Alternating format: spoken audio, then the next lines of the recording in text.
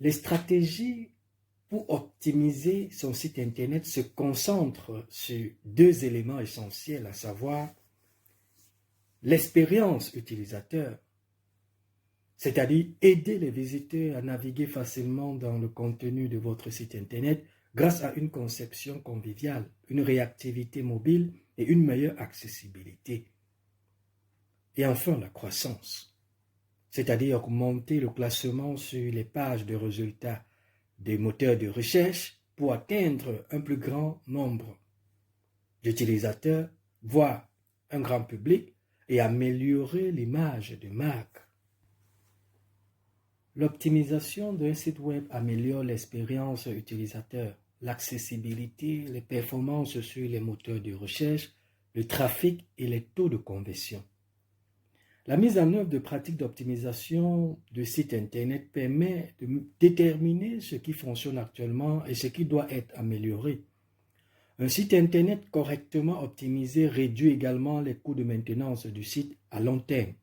L'objectif principal de l'optimisation de site est d'attirer davantage de visiteurs et de créer une expérience fluide pour eux, tout en encourageant les conversions et les visites répétées.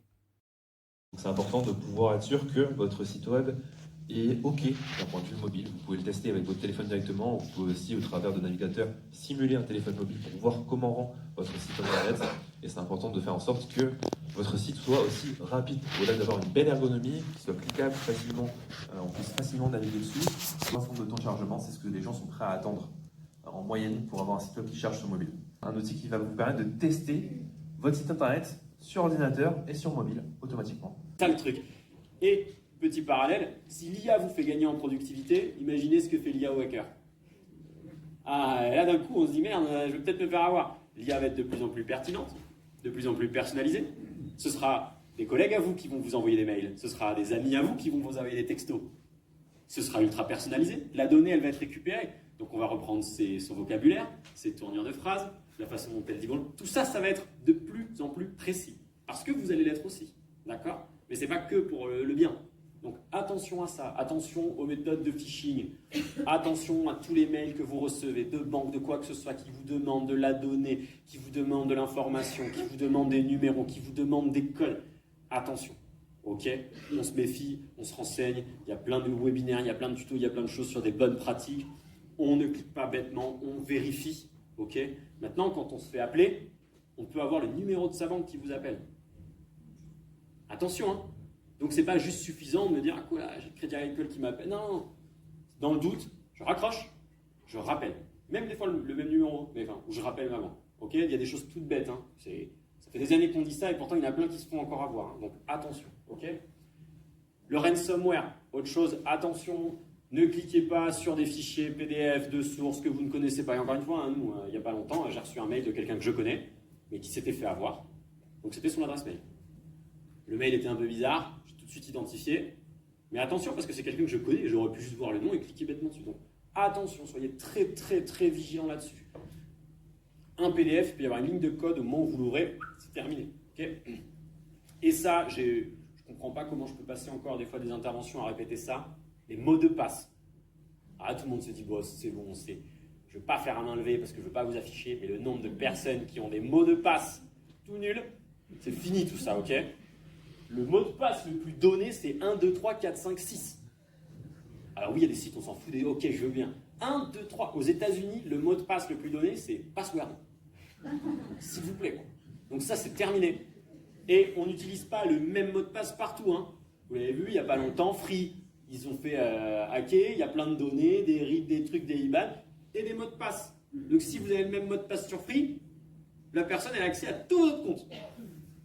C'est bête, hein, mais attention, hein, parce que je sais que là, tous, là, merde, putain, est-ce que j'ai mes données qui ont fuité avec Free, putain, mon forfait. Faites attention, ok ? La cyber-résilience se définit comme une manière d'appréhender la cybersécurité de façon plus holistique. Elle s'articule donc autour de deux axes principaux, à savoir, premièrement, faire face aux menaces en adoptant une démarche préventive et non plus seulement curative. Et enfin, savoir relancer rapidement la productivité en cas d'attaque informatique aboutie. En somme, il s'agit pour l'entreprise de se parer à toute éventualité en admettant son exposition permanente aux cyberattaquants, ceux-ci pouvant sévir à tout moment. Mais pas question pour autant d'être fataliste. L'entreprise cyber-résiliente doit déployer des moyens tant humains que technologiques pour être en mesure de rebondir en cas de problème. Le tout en s'inscrivant dans un processus d'amélioration continue. L'organisation cyber-résiliente s'adapte et tire des enseignements de ses erreurs. La cyber-résilience et ses multiples dimensions, allant de la protection initiale à la gestion de la récupération, doivent fusionner avec l'ADN de l'entreprise et être acceptées et comprises par tous les collaborateurs. En fait, cela doit faire partie de la culture de l'entreprise.